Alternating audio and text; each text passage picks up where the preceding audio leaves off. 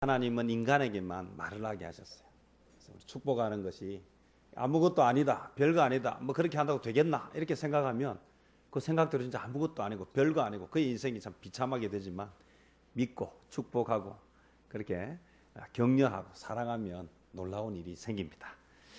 그래서 우리가 예배 드리기 전에 말씀 듣기 전에 이렇게 축복할 때 진심을 담아서 그렇게 축복하면 하나님께서 우리에게 정말 잘 되게 하시고 승리하게 하시고 건강하게 하시고 행복하게 하는 은혜를 주실 줄 믿습니다. 오늘은 우리 드림 워크, 꿈을 따라 살고 꿈을 이룬 성경 속의 인물들, 오늘은 느헤미야를 통해서 함께 좀 은혜 받고 또 도전 받기를 원합니다. 먼저 영상 하나를 보고 그 다음에 말씀을 전하도록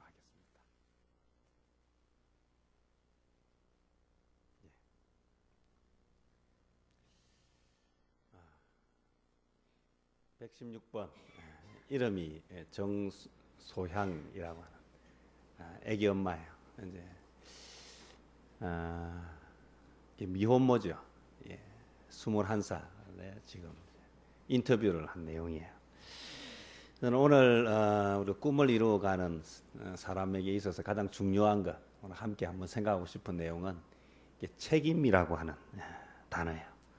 이 책임이 무엇인가 하면 자신에게 주어진 임무나 또는 의무를 중요하게 여기는 마음이에요. 자신에게 주어진. 그래서 그것이 사소한 일이든지 아니면 또 중요한 일이든지 그게 중요한 것이 아니라 나에게 주어진 일이면 그것을 내가 최선을 다해서 중요하게 여기고 잘 감당하겠다. 이것이 바로 책임입니다. 그래서 이 책임을 잘 감당하는 사람이 믿을 수 있는 사람이 되고 또 영향력 있는 사람이 된다. 이 책임이라고 하는 단어를 한자로 이게 보면 책자는 꾸짖을 책자입니다.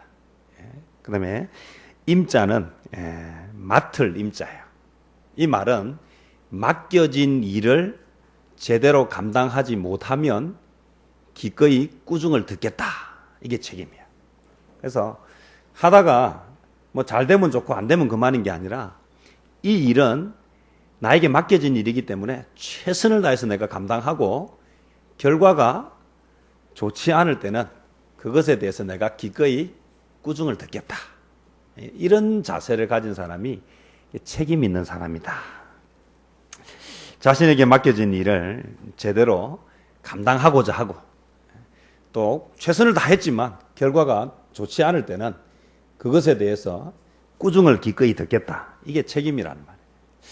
오늘 바이블 드림워커 느헤미야를 통해서 우리 함께 생각하고 싶은 내용은 이 책임이라고 하는 책임지는 태도. 영어로는 이 책임이라는 말이 responsibility입니다. 이거는 response라고 하는 단어에 ability라고 하는 그 단어를 합한 거예요. 이게 뭐냐면 반응한다. 어떤 자극이 오면 반응하는 능력을 말합니다. 그래서 그것을 잘 감당하고 못했을 때에 기꺼이 내가 거기에 대한 대가를 지불하는 것. 이게 책임이라는 거예요. 부모는 자식에 대해서 뭐가 있습니까? 책임이 있습니다. 생겼으니까 낳고 낳았으니까 기르고 그래서 자식이 잘 되든지 못 되든지 난 최선을 다했으니까 괜찮아. 아니에요. 이건 책임 있는 부모가 아니에요. 아이가 생겼어요. 나름대로 기르려고 하다가 도저히 키울 형편이 안 됐어요. 그래서 아이를 포기해버렸어요. 이건 우리 책임 있는 부모라고 하지 않아요. 책임 있는 부모라고 하는 것은요, 최선을 다해서 자식을 키우고 자식이 잘 못됐을 때에 뭐도 받아야 됩니까? 꾸지람을 받아야 돼요. 부끄러워요. 오늘 정소양이라고 하는 이 아이가 잘 자랐어요. 예쁘게 잘 자랐어요. 부모가 이혼을 했어요. 이건 소양이의 잘못이 아니에요. 부모가 이혼을 하니까 이제 뭐가 문제가 됩니까? 자식이 문제가 되죠. 부부가 함께 살 때는 그렇게 예쁘고 좋은 자식이었는데 갈랐으니까 이제는 이 아이를 누가 맡을까? 서로 데려가겠다고 싸우는 것이 아니라 서로 맞지 않겠다고 싸우는 거죠. 이유는요, 핏줄이 아니라는 이유로. 그래서 입양되었다는 아이는 벌써 낳은 부모가 뭐 했다는 말입니까? 책임을 지지 못했다는 거예요. 그렇게 버려졌는데 이 입양된 가정에서 이 부부가 또 문제가 생겨서 이혼하니까 다시 버려지죠. 그때부터 이 아이가 방황을 하기 시작하면서 그렇게 했어요. 사실 대부분의 사람들이 이런 과정을 거친다면 바른 삶을 살기가 어려울 거예요. 제가 오늘 이 동영상을 왜 예배를 시작하면서 말씀을 시작하면서 보여주었는가? 그냥 그렇게 살다가 그냥 그렇게 끝났다면 사실 이 소양이라고 하는 아이는 우리에게 큰 영향을 주지 못할 거예요. 그냥 그저 불쌍한 아이, 운이 참 나쁜 아이. 어떻게 태어나면서 버림받고 입양되어서 또 이혼하면 또 버림받은 참 안 된 아이. 그러다 보니까 방황할 수밖에 없고 그러다 보니까 뭐 그런 자리까지 갈 수밖에 없었던 아이로 끝났을 거예요. 그가 누군지도 모르는 아이로 끝났을 텐데 오늘 이 아이가 우리에게 왜 감동을 주는가? 이 아이 어떤 면입니까? 책임지는 면이에요. 너무 어릴 때 먹고 살기가 어려워서 하다 보니까 편하게 좀 돈을 벌려고 하다 보니 어린 나이에 가서는 안 되는 곳에 가고 알지 말아야 할 것을 알게 되고 그러다 보니까 아이까지 가지게 됐어요. 그런데 이 아이 자기는 지금 어디 있습니까? 교도소에서 살아갈 수가 없죠. 사람들이 어떻게 이 상황에서 아이를 키우겠느냐? 열은 다 뭐합니까? 아이를 입양 보내요. 그런데 이 아이는 이 애기 엄마는 입양을 보낼 수가 없었어요. 왜요? 내 아이가 만약에 입양 보냈다가 나처럼 되면 어떡하나? 책임을 져야 되겠다. 근데 책임을 진다는 것은요, 이 아이가 커서 이 엄마에게 고마워한다는 보장이 없어요. 그래서 아이를 키우면서 계속해서 무엇을 하고 있습니까? 미안해 하잖아요. 책임은 미안해 하는 것입니다. 미안해 해야 돼요. 꿈을 이루어가는 사람은 책임은 미안해 해야 돼요. 내가 부모가 되었는데 내가 능력이 없기 때문에 포기를 하는 게 아니라 최선을 다하고 최선을 다했지만 그 결과가 원하는 결과가 안 나왔을 때에 꾸중을 들을 수 있는 미안해하는 이 마음 너무 예쁘고 너무 귀한 마음. 제가 이 동영상을 접하고 나서 충격을 받고요. 야, 이 21살 지금 감옥에 있는 수감보로 116번으로 살아가지만 저에게 너무 많은 도전과 충격을 주는 그러나 오늘 책임이라고 하는 것, 이 세상을 살아가는 사람들은 다 각자에게 맡겨진 책임이 있어요. 실수로 태어난 사람은 없어요. 하나님 이 땅에 보낼 때는 다 이유가 있고 분명한 목적이 있다라는 거예요. 몇 년 전의 사건인데요. 지금도 생생하게 기억나는 사건이 하나 있어요. 소방관 6명이 희생된 사건이에요. 이 소방관이 저 건물에 불이 난 건물 속에 아이가 있대요. 아이를 구해달라고 하니까 그 아이를 구하기 위해서 소방관 6명이 들어갔어요. 찾을 수가 없어요. 그러다가 이 건물이 무너지면서 6명의 소방관이 그렇게 죽었어요. 근데 뒤에 보니까 아이는 이미 건물에서 빠져나온 거예요. 있는지 확인되지 않았지만 그 아이가 아이 한 생명을 구하기 위해서 소방관 6명. 그래서 거기서 그렇게 고귀한 생명이 사라졌습니다. 그들이 실패한 인생일까요? 그들이 헛된 일을 한 것일까요? 그들은 책임지는 삶을 살았고 그런 사람들이 있기 때문에 오늘 우리가 이 세상을 살만한 세상이 되는 거예요. 청소하는 사람들이 청소를 하지 않는다고 생각해 보십시오. 우리 다 먹고 쓰고 냄새가 얼마나 납니까? 그것을 다 뭐합니까? 다니면서 다 수고해가는 사람이 있기 때문에 오늘 우리는 좋은 환경에서 살아가고 있습니다. 기업들이 전부 돈을 벌기 위해서 해서는 안 되는 짓, 불량식품을 만들어내고 해서는 안 되는 행동들을 마구 한다면 이 세상은 살기가 어려울 것입니다. 좋은 세상은, 살기 좋은 세상은 책임지는 사람들이 많은 세상입니다. 많고 적고는 중요하지 않습니다. 저는 오늘 이 시간 저와 우리 성도님들의 마음속에 책임지려고 하는 마음 하나가 있었으면 좋겠습니다. 오늘 특별히 우리가 말씀을 통해서 한 가지 생각하십니다. 이 느헤미야라고 하는 인물은 어떤 인물인가? 이 느헤미야의 이름은요, 이 원어를 살펴보면 불쌍히 여긴다, 위로한다 라고 하는 이 동사에다가 하나님을 붙인 거예요.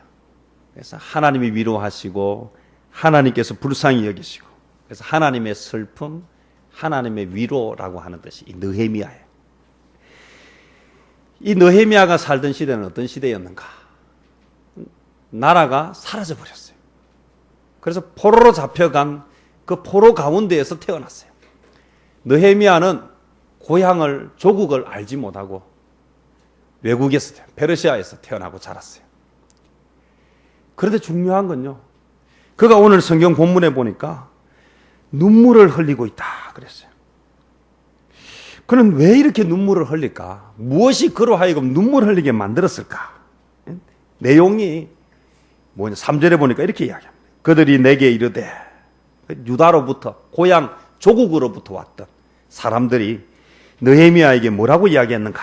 사로잡힘을 면하고 남아있는 자들, 포로로 잡혀오지 않고 그곳에 조국에 남아있는 자들이 그 지방 거기에서 큰 환난을 당하고 능욕을 받으며 예루살렘 성은 허물어지고 성문들은 불탔다. 본 적도 없는 조국, 본 적도 없는 동포인데 그들이 뭐하고 있다는 이유로요? 고통받고 있다는 이유로. 그곳에 성벽이 무너지고 성은 불타고, 그래서 오늘 그곳에 사람이 살기가 너무 어렵다는 그 이야기를 전해 듣고 무엇을 흘렸다? 눈물을 흘렸다. 왜 눈물을 흘렸을 것 같습니까? 왜 분노했을까요? 이것은 느헤미야가 어떻게 자랐는지를 보여준다는 것입니다. 느헤미야가 페르시아에서 자랐지만 그는 누군가가 그에게 무엇을 가르쳐 주었는가 하면, 너는 페르시아 사람이 아니라 너는 유대인이다 라고 하는 것을 가르쳤다. 우리는 하나님을 믿는 민족이다. 지금은 우리가 비록 나라를 빼앗겨서 지금은 우리가 포로로 잡혀와 있지만 하나님께서 우리를 회복시키실 것이다. 포로 생활을 마치고 돌아가게 하실 것이다. 예루살렘에서 하나님을 예배할 때가 올 것이다. 그때를 위해서 기도하고 준비하는 교육을 받았다는 것입니다. 그래서 그는 본 적도 없고 알지도 못하는 그 나라, 그 고국의 어려운 현실을 들었을 때에 눈물을 흘렸다. 4절에 보니까 내가 이 말을 듣고 앉아서 울고 수일 동안 슬퍼하며 하늘에 하나님 앞에 금식하며 기도하였다. 너는 어떤 자다?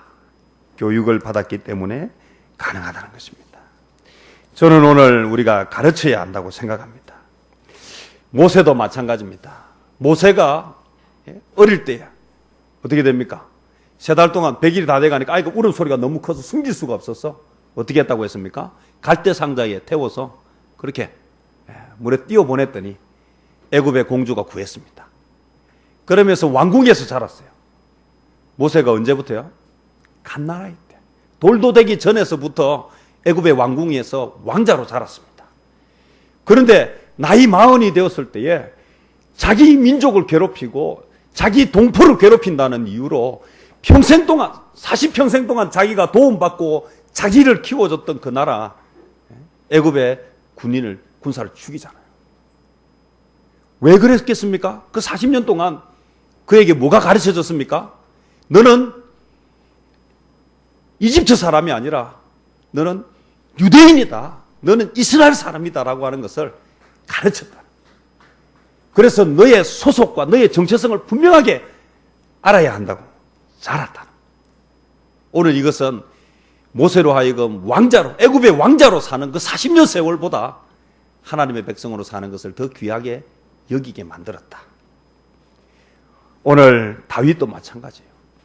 하나님에 대한 분명한 신앙을 가르쳤기 때문에 그가 형들 위로하기 위해서 아버지 심부름 갔다가 하나님을 모욕하는 덩치가 산만한 골리앗이라고 하는 블레셋 장수를 보았을 때도 뭐라고 했습니까? 하나님을 모욕하는 저 하나님 없는 블레셋 장수가 웬 말이냐. 오늘 그 속에 뭐가 있었습니까? 분노가 있었고 울분이 있었습니다.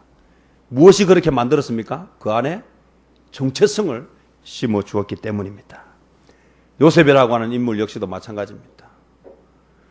어떻게 됐습니까? 형들에게 미움을 받아서 종으로 팔려갔습니다. 종살이가 얼마나 힘들고 어렵겠습니까?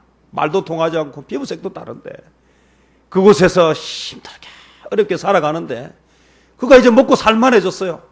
보디발의 집에 가정총무가 되는, 이제 진짜 좀 편하게 살게 됐는데 그때 뭐 했습니까? 그 주인의 부인이 유혹할 때 그가 거부한 이야기는 한 가지입니다. 하나님이 보고 계시는데 내가 어떻게 할 수 있느냐? 어떻게 그 신앙이 그 속에 있었을까? 주변에 아무도 예수 믿는 사람이 없었는데 어릴 때에 무엇을 했기 때문에요? 정체성이 분명하게 심겨졌기 때문에. 잠언 22장 6절에 보면 그렇게 이야기합니다. 마땅히 행할 바를 언제 가르쳐야 된다? 어릴 때에 가르쳐라. 어릴 때에 가르치는 것이 너무 중요합니다. 태교가 너무 중요합니다. 에이, 뭐 기도 없고 뭐 듣지 못한다. 그렇지 않습니다. 그리고요, 태어났을 때, 갓난아기 때부터 아직 생각하기 전에, 철이 들기 전에, 뭘 알기 전에, 그때 계속 예배에 데리고 와야 돼. 우리는 아기들이 함께 예배 드리는 게 중요해요. 얘들이 뭘 알겠나? 그렇지 않습니다. 영적인 것이기 때문에 하나님께서 그들을 만지시고 키우신다. 3살 버릇이 언제까지 간다 합니까? 8까지 간다. 3살 때 배운 버릇이 8까지 간다. 그만큼 어릴 때, 아무 생각 없을 때, 뭘 모를 그때에 가르치지 않으면, 그때에 심어주지 않으면 이것은 뭐 하지 못합니까? 시간이 크고 자랐을 때 잊어버린다는 것입니다. 오늘 우리는 어릴 때에 가르쳐야 돼요. 정체성이 분명하게 심겨져야 돼요. 느헤미야는 그렇게 자랐다는 거예요. 그래서 비록 페르시아에서 열심히 공부하고 페르시아에서 열심히 노력해서 높은 자리에까지 올라갔어요. 오늘 11절에 보니까 뭐라고 이야기합니까? 내가 왕의 술관원이 되었느니라. 왕의 술관원은요, 그 당시에는 독살이 너무 많았기 때문에 왕이 먹는 음식을 사전에 점검하는 자리는 왕이 가장 신뢰하는 가장 높은 자리. 굳이 오늘날 뭐 이런 자리로 꼭 비교한다면 대통령 비서실장쯤 될 거예요. 그런 높은 자리에 포로로 가서 그렇게까지 올라갔는데 그는 이제 먹고 살만한데 뭐 했다는 말입니까? 그런 눈물을 흘리고 있다. 뭐가 그렇게 이 정도 성공했으면 이제 울 일은 하나밖에 없습니다. 뭐 때문에 울어야 됩니까? 술관원에서 잘려나갔을 때에, 오늘 왕의 총애를 잃어버렸을 때에, 뭔가 억울한 모함이 왔을 때에 그때 울어야 돼요. 느헤미야는 그것 때문에 우는 것이 아니라 무엇 때문에 울고 있습니까? 내가 본 적도 없고 내가 잘한 적도 없는 그 조국의 동포들이 고통받고 있다는 그 사실을 들었을 때에 그가 눈물을 흘리고 그것 때문에 슬퍼하고 그것 때문에 금식하고 그것 때문에 가슴 아파하고 있다는 것입니다. 오늘 무엇입니까? 그에게 무엇을 심어주었습니까? 너는 하나님의 백성이고 너는 유대민족이고 너는 하나님을 섬기는 자다라고 하는 정체성을 가르쳐 주었기 때문에 거기에 맞는 책임지는 인생이 되었다는 것입니다. 너는 엄마야 라고 하면 그 엄마라고 하는 것이 이제 그 엄마의 책임을 감당해야 해요. 너는 아빠야 라고 하면 아빠라고 하는 그 자리에서 아빠가 해야 할 일을 해야 하는 거예요. 아버지는 나가서 수고에 땀을 흘려야 돼. 엄마는 힘이 들어도 아이를 키워내야 돼. 그게 책임 있는 부모예요. 자녀는 부모가 병들고 부모가 나이 많아서 힘이 없어지면 그 부모를 모시고 살아야 돼. 그게 자녀들의 책임이에요. 책임을 지는 사회가 아름다운 사회. 가르쳐야 돼. 우리가 부모가 되었다는 것을 가르치고 우리가 자녀가 되었다는 것을 가르치고 부모는 부모로서의 책임을 다하고 자녀는 자녀로서의 책임을 다하고 우리는 하나님의 자녀예요. 우리는 하나님의 백성이에요. 우리는 하나님의 자녀답게 살아야 돼. 그렇게 살지 못했을 때 기꺼이 책임을 지고 꾸중을 들어야 돼. 그렇게 해서 바른 자리에 바른 길을 가야 한다는 것입니다. 오늘 성경의 꿈을 이룬 하나님의 사람들은 뭐 하는 사람들이냐? 한마디로 책임지는 사람이었습니다. 책임을 진다는 것은요, 그냥 슬퍼만 하고 있는 것이 아닙니다. 그냥 슬퍼만 하고 있는 게 아니에요. 제가 며칠 전에 제가 이런 이야기를 했습니다. 사과가 7개가 있습니다. 사과가 7개가 있는데 2개를 먹었습니다. 몇 개가 남았습니까? 5개가 남았죠. 틀렸습니다. 사과를 7개 중에 2개를 먹었으면 몇 개가 남았느냐? 2개가 남았습니다. 왜 그렇습니까? 먹는 게 남는 거기 때문에. 이걸 꼭 기억하셔야 돼요. 사과가 한 상자가 있어도 안 먹으면 남는 게 아니에요. 사과는 뭐 한 것이 남는 것이다? 먹는 게 남는 것이다. 다시 묻겠습니다. 사과가 7개 있습니다. 2개를 먹었습니다. 몇 개가 남았습니까? 2개입니다. 2개. 행동하지 않는 사람은요, 아무것도 이룰 수 없어요. 개구리 3마리가 있습니다. 나무가에 있는데 너무 뜨거워요. 햇빛이 너무 뜨거워요. 그래서 한 마리가 이야기했습니다. 야, 여기 있다가는 타서 죽겠다. 연못 속으로 뛰어들어야 되겠다. 자, 3마리 중에 몇 마리가 남아있겠습니까? 지금 3마리, 이걸 모르는 사람은요, 빨리 생각해야 돼요. 개구리가, 여기 있다가는 타서 죽겠다. 뛰어들어야지. 생각만 했어요. 뛰어들었습니까? 안 뛰어들었습니까? 안 뛰어들었어요. 말만 한 거예요. 그래서 몇 마리가 남아있습니까? 3마리가 그대로 남아있는 거예요. 제가 무슨 이야기를 하고 있습니까? 행동하지 않는 것은 아무것도 아니에요. 느헤미야가 책임을 졌어요. 이 엄마가, 이 소양이라고 하는 엄마가 내 아이가 그렇게 되면 안 돼. 너무 불쌍해. 미안해. 눈물만 흘리고 있었다면. 그래서 눈물 흘리면서 뭐합니까? 입양을 보냈다면 엄마의 책임을 감당했다고 할 수 없어요. 미안해 하면서 눈물 흘리면서 뭐 했다는 말입니까? 끝까지 가는 거예요. 마지막 순간까지 가는 거예요. 오늘 느헤미야는 고국의 동포의 아픔을 보고 눈물을 흘렸어요. 거기서 멈추지 않았어요. 이제는 뭐 했습니까? 행동했다는 거예요. 행동했다. 그 행동을 하기 위해서 뭘 시작했습니까? 금식을 시작했다. 금식을 하면서 기도하기 시작했는데요. 오늘 여기 중요한 것은요, 1절에 보면 아닥사스다 왕 제20년 기슬러월에 시작했다. 그리고 나서 오늘 2장 1절에 보면요, 아닥사스다 왕 제20년 니산월에, 이렇게 기슬러월과 니산월 사이에는요, 기간이 얼마나 되는가 하면 대략 한 3개월에서 4개월의 기간이 걸린다. 느헤미야가 마음이 너무너무 아파서 이대로 있어서는 안 되기 때문에 행동으로 옮기기 위해서 이제 뭘 하기 위해서 왕 앞에 가서 이제 내가 왕의 수관원이라고 하는 최고의 자리를 내려놓고 이제 내 책임을 지고 살기를 위해서. 근데 그냥 가서 이야기하면 안 되니까 먼저 뭘 시작했다는 말입니까? 왕 앞에 가기 전에 금식하면서 하나님 앞에 3개월, 4개월이라고 하는 시간을 물론 기도하고 하나님 앞에 부르짖고 기도하고, 그래서 하나님께서 이제 때가 되었다라고 하는 응답을 주셨을 때에 누가요? 느헤미야가 왕 앞에 나아간 거예요. 나아가서 뭐라고 이야기했습니까? 바로 이야기할 수가 없었어요. 근심된 얼굴을 보이지 않습니까?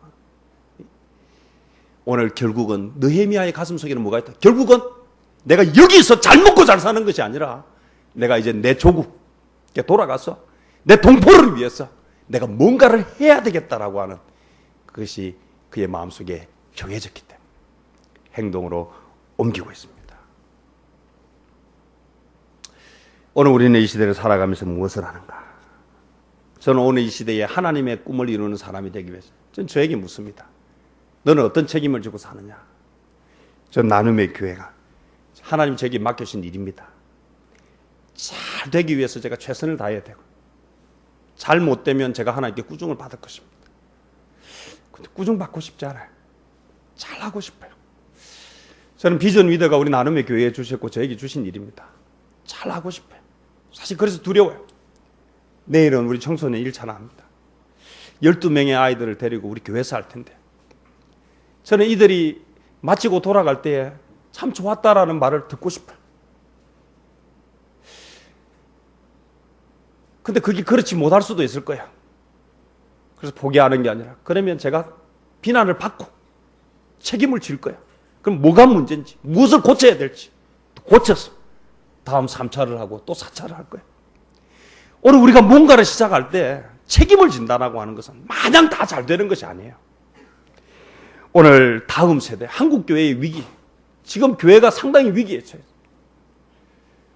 시사저널 잡지에 보니까 제가 요즘 그런 책을 잘 못 보는데요. 그런 내용이 나와요. 서울 판교에 있는 신도시 어느 교회인데요. 500 몇십억에 경매물로 나왔어요. 교회가 500 몇십억이면 얼마나 큰 교회겠습니까? 3천 명이 함께 예배 드릴 수 있는 그런 큰 교회인데 매물로 나왔어요. 왜 나왔습니까? 이자를 감당하지 못했어요. 저는요, 그 기사를 보는데 가슴이 막 무너지는 거예요. 내 교회도 아닌데. 근데 이게 그 교회만의 문제가 아니라는데. 앞으로 한국 교회가 이대로 가면 10년, 20년 뒤에 영국 교회가 무너지고 미국 교회가 무너지고 막 서구의 유럽 교회들이 무너졌던 것처럼 우리 한국 교회가 이제는 그런 특별한 한두 교회가 아니라 100개, 200개의 교회가 아니라 지금 교회가 6만 개죠. 한국에. 크고 작은 교회들이. 줄줄이 매물로 나올 것이에요.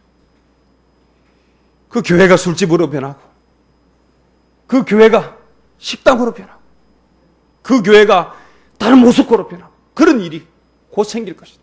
뭐 하지 않으면 지금 변화를 시작하지 않으면 슬퍼하고 눈물 흘리는 것에서 끝나면 책임지는 태도가 아닙니다. 오늘 뭘 해야 됩니까? 행동으로 옮기는 것이 책임지는 것입니다. 이런 말이 있습니다. 승자는 책임지는 태도로 살아가고 패자는 약속을 남발하면서 살아간대요. 다음엔 내가 잘할게. 다음엔 내가 잘할게. 말만 하면서 살아. 승자는 책임을 집니다. 잘 못했으면 책임을 지는 거예요. 잘못한 게 있으면 매를 맞아야 돼요. 맞고 다시 시작해야 돼요. 말만 잘못했어요, 잘못했어요 해서 용서해주면 다음에 똑같이 해. 잘못했을 때 거기에 대해서 대가를 지불하게 해야 다음에 같은 실수를 하지 않는다. 사랑하는 성도 여러분, 저는 오늘 이 시대에 느헤미야가 책임지는 것은요, 사람들이 그렇게 부러워하고 그렇게 되고 싶어하는 페르시아의 그 성공을 내려놓았다는, 무엇을 위해서요?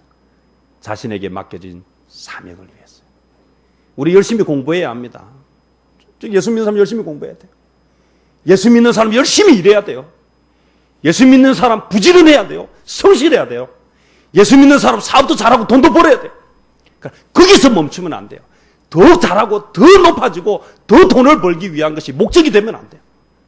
분명하게 쓰고 싶은 데가 있어야 돼요. 이 돈을 어디에 써야 될지, 이 공부를 어디에 써야 될지, 내가 어떤 세상을 만들기 위해서 내가 애쓰고 노력해야 되는지가 분명해야 돼요. 느헤미야는 성공이 그에게 꿈이 아니었어요. 그의 꿈이 아니었어요. 그의 꿈은 준비해야 언젠가 하나님이 쓰시고자 할 때에 쓰임 받을 수 있다라. 오늘 우리 성도님들, 비록 힘이 들고 어렵지만 책임지는 길로 한 걸음 한 걸음 나아가는, 좁은 문으로 들어가는, 그래서 하나님이 기뻐하시는, 하나님이 영광 받으시는 복된 삶을 사는 저와 여러분 되시기를 주님의 이름으로 축원합니다. 기도하겠습니다.